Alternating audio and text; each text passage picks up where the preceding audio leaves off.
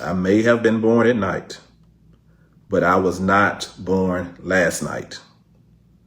And one thing about it, you cannot fool the informed. I've been on the inside. I know the process, and we will not sit quietly and allow this to be swept under the rug. This is a video that I haven't done before, but I thought it was important to inform a community of people who were interested in the Nolan Wells case. Now, there's a former sitting judge who used to reside on the bench in Mississippi. His name is Carlos Moore. He has a lot of information that he wants to give us, and I want you to take a listen. You never know when you can pass this information along to someone else. But before we get into the clips, do me a favor. Hit the like button, hit the hype button. That helps the algorithm to push the video out so that others can be informed. Put your comments below, turn on your notifications so that you know when I come on. And shop at CourtJenHair.com. I'm the owner and founder of the brand. Now let's listen to what former judge Carlos Moore had to say. I'm a retired municipal judge out of Mississippi. I served for 6.5 years on the bench in not only Clarksdale, Mississippi, but I served for 4 years on the bench in Grenada, Mississippi. I can talk now that I am a retired judge. Had I still been sitting as an active judge, I could not give you my opinion about an ongoing matter. But now I'm a retired judge and I'm a practicing lawyer in Tennessee. And I reside in Atlanta, Georgia, but I'm from the Mississippi Gulf Coast. And I know the law and I can give you my unfiltered opinion about what I believe should be occurring now or in the near future. So what do we know? We know after watching the parents' interview and reviewing tons of footage from social media,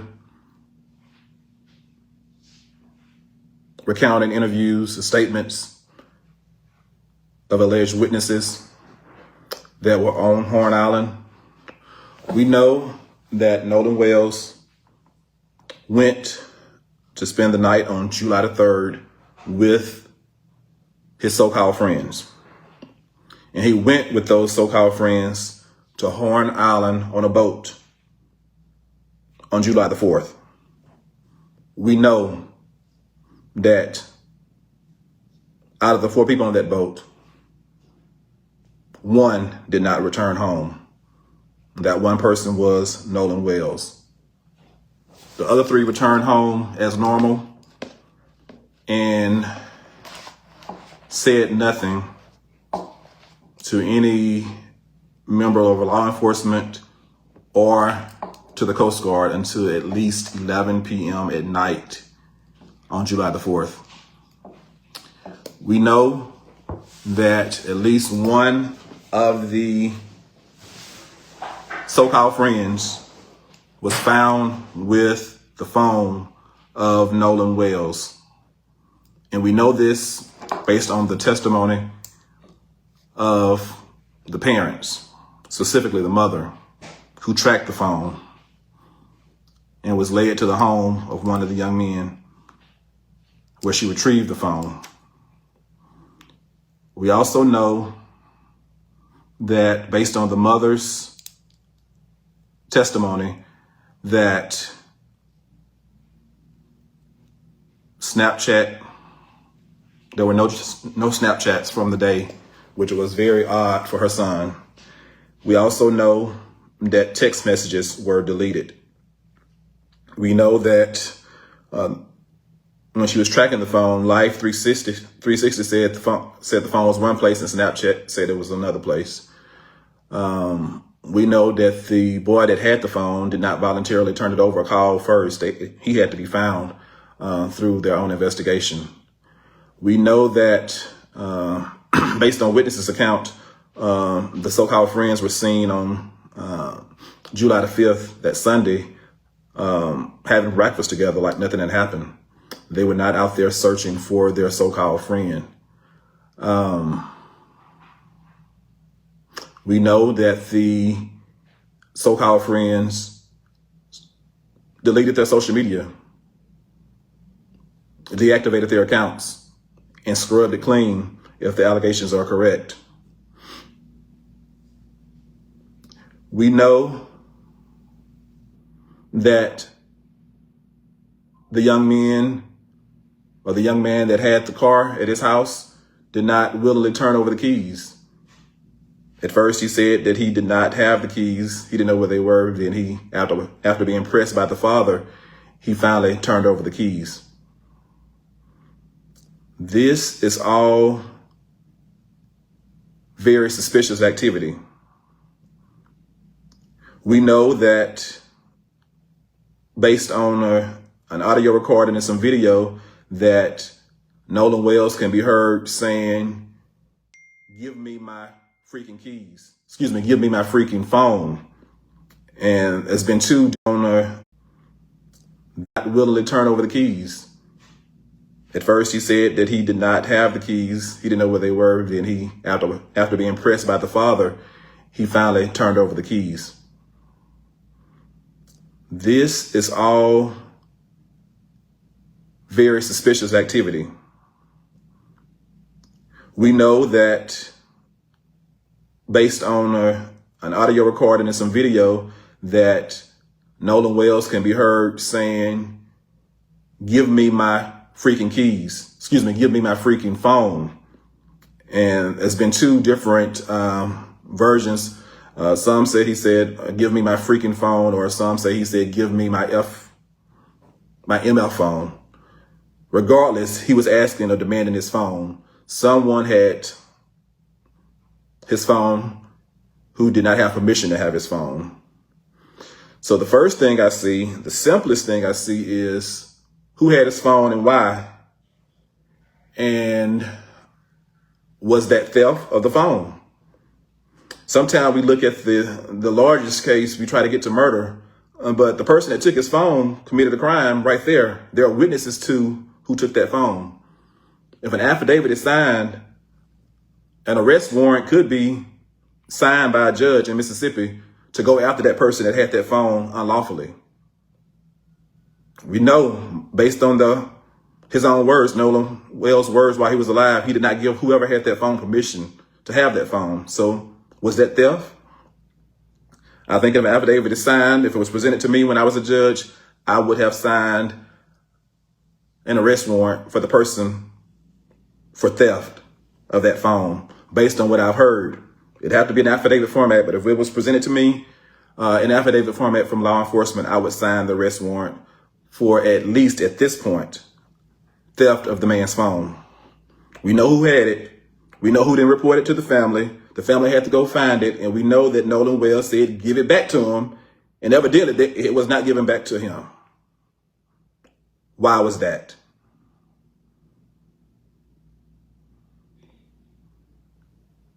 All of the other things I've stated, you piece it together.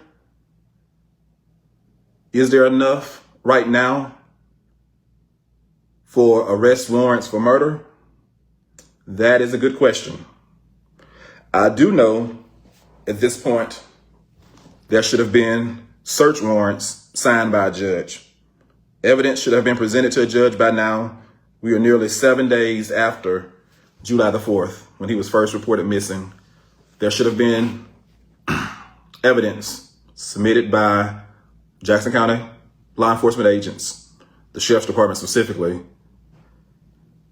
presented to a judge so that search warrants could be signed by the judge. And there needs to be, or should have been, someone questioning the young men, the three so-called friends, and others, and their social media accounts need to be searched by now, or at least a search warrant should have been issued for the appropriate entities to give the law enforcement access to the social media information. That should have been done by now.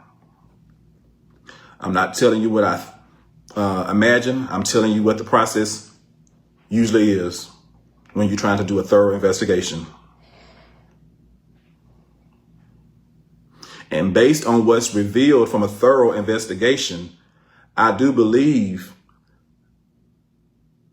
once the evidence is secured, it's going to lead, and it should lead, to the arrest of one or more individuals for the murder of Nolan Wells. All of the actions are very suspicious, and right now they lead one to believe that one or more persons could have been involved with the death of Nolan Wells. Right now, we have a lot of unsworn testimony, but once that is put into affidavit format and there is corroborating evidence through social media, computers, or otherwise, I believe that at that point, there will be enough evidence for a judge to sign an arrest warrant. I think critical evidence that's missing right now are the results of the autopsy, the state's autopsy and the independent autopsy. That's going to be critical information. And that alone, or that in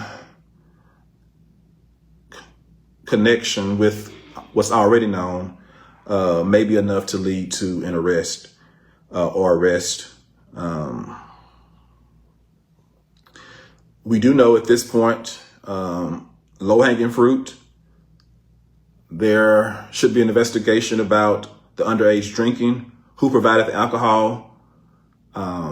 Those individuals could be immediately arrested based on if there was any sworn testimony presented to a judge. I believe a judge could immediately sign an arrest warrant for those who provided the alcohol to underage individuals. There's a lot of people and a lot of potential crimes, some misdemeanors and felonies, that people could be held accountable for. Was there any boating while intoxicated? Who was the captain of the boat? And what did he allow on his boat? If there were any illegal drugs possessed by anyone, drugs are still illegal in Mississippi. At least they were when I was on the bench. Drug possession, drug use, selling of drugs, dealing drugs, trafficking drugs. We've heard testimony, or allegations at least. I don't think anything's been put in affidavit format yet, about rampant drug use among certain individuals. So there are a lot of things that's been alleged. Once put into the correct format, affidavit-wise, it could lead to arrests for several things, including misdemeanors and maybe even felonies. So there's a lot left to do. We are not rushing to judgment, but I just thought I would come on here and tell you that there definitely should be search warrants issued by now, and there could be arrest warrants for certain crimes issued by now. But for the ultimate crime of murder, it is probably wise to wait to see what the autopsy reveals, or the both autopsies reveal, and then parcel that together with all the video footage, all the witness statements taken, any affidavits gathered, and then make a decision, get it all to a judge at that point, for a judge to decide whether or not to sign a warrant for the arrest of one or more individuals. It would be very interesting to see what the autopsy shows. There's also the potential for kidnapping. It needs to be looked at whether or not they can get to murder. Was there kidnapping? Was this young man taken somewhere against his will? at any point. Was there abuse of a corpse even after he died? So there's a lot of things that need to be looked at from various law enforcement perspectives. Law enforcement has to do their job and get the information to a judge in the right format before a judge can act. Had I still been on the bench, if I wanted to act, I could not act unilaterally. I would have to wait till law enforcement brought me the evidence in the right format before I could sign an arrest warrant, before I could sign a search warrant. And so that's how the process works. That's how the process works. And so I am happy to be a retired judge. I'm always going to shoot it to you straight with no chaser. Straight with no chaser. I will tell you the God honest truth. I can tell you this one thing. I may have been born at night, but I was not born last night. And one thing about it, you cannot fool the informed.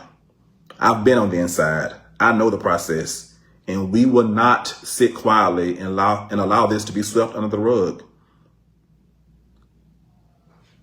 I will call your hand. I will call your hand. You are not going to play these people for a fool. You are not going to play these people for a fool. We know the process. And we know what you should be doing. And by God, I plan to make sure you do it. Or we're going to call you out each and every time. There is a process. What I do know is, had the roles been reversed, by now, there would likely have been already arrests made.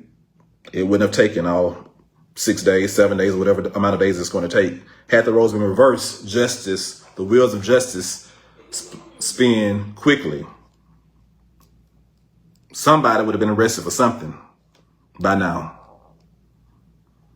But since the roles are what they are, we are expected to be patient, and they're going to cross every T and they're going to dot every I in the investigation before they make a move because of the people that are potentially involved.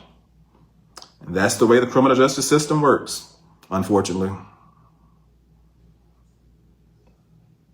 If you have access to power or money, in some instances, if you're the right color or the right hue, you will get the benefit of the doubt. And regardless of all of that, based on what I've heard, not in the affidavits I've seen, if the affidavits come to support what I've heard, I do believe, especially with the autopsy, once that is in, and then if we look at the body to see if there were any bruises or anything else, it should lead to the arrest of one or more individuals for murder, for accessory to murder, for conspiracy to commit murder, aggravated assault, kidnapping, and a list of other possible things. But right now, I could say that based on that video evidence of him demanding his phone back, someone could immediately be arrested for theft, wrongful conversion of his property. And once you make that first arrest, you start putting pressure on people. It becomes very serious at that point. No one wants their loved ones sitting behind bars, even jail bars, definitely not prison bars.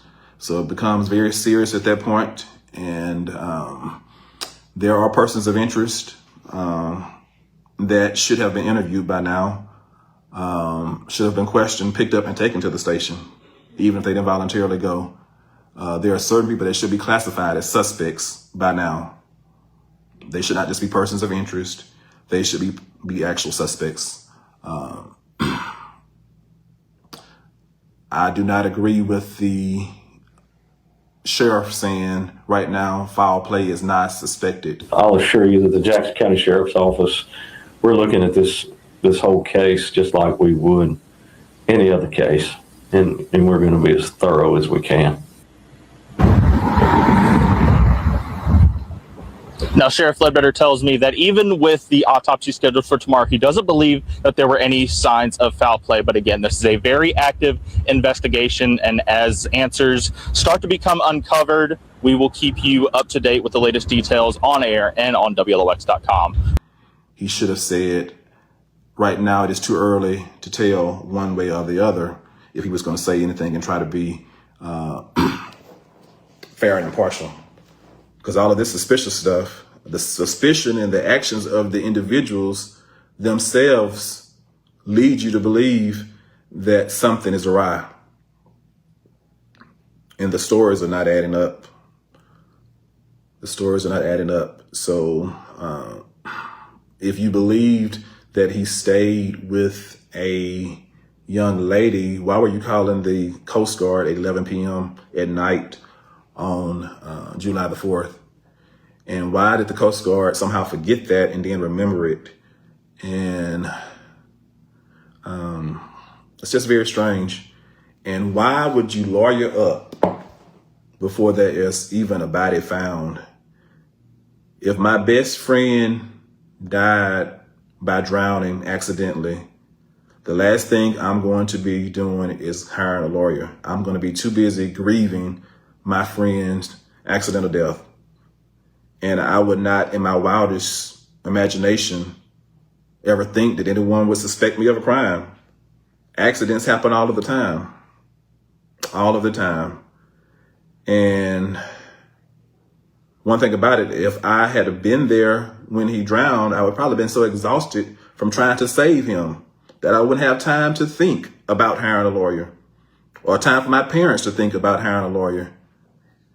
And if I am recalling things correctly, I do believe that one of those young people's parents went out to the island. Now, this is a bunch of young folks. I believe one of the mothers got on Facebook and said she went to the island at some point. Why was she there? What was she doing?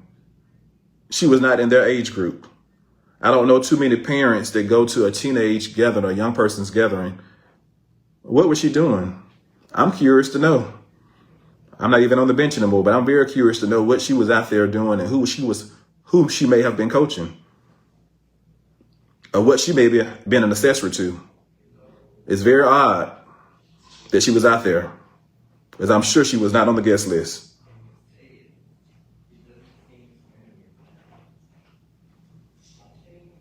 When I tell you I'm tired, it's because I am. It's time for us to have the knowledge. I got my law degree in 2002. So you're looking at somebody that has nearly a quarter of a century of experience in the legal realm. I spent 6.5 years on the bench. I am not going to mislead you, because too many of us have gone along to get along for too long. I have to meet my maker's face in peace. I have to look myself in the mirror. I'm not going to betray you. Enough is enough is enough. I hope that the clip I showed you with former Judge Carlos Moore, who is now an attorney, has helped you if you have any questions about the Nolan Wells case. And I also hope that maybe it'll help you in the future, you or maybe somebody else that you know. The other thing is I wanted to share 2 scriptures with you when it comes to this case. I think that this case is more about spiritual warfare than skin color. Now, I know somebody's probably going to disagree, but I'm just going to roll with scripture here, which you've probably heard me use in the past if you watch my content. Ephesians 6:12 says, "For we do not wrestle against flesh and blood, but against principalities, against powers, against the rulers of the darkness of this age, against spiritual hosts in the heavenly places."